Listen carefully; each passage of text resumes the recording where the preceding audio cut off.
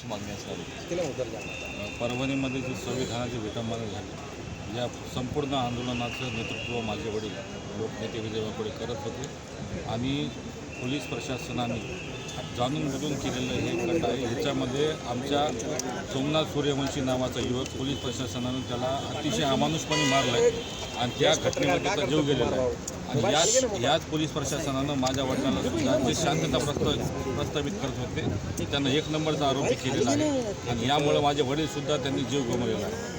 आमदार सुरेश धस साहेबांनी नेतृत्व केलेलं आहे आणि आम्हाला मुंबईमध्ये मुख्यमंत्र्याला भेटण्यासाठी घेऊन आले. काय मागणी राहणार मुख्यमंत्र्यांकडे?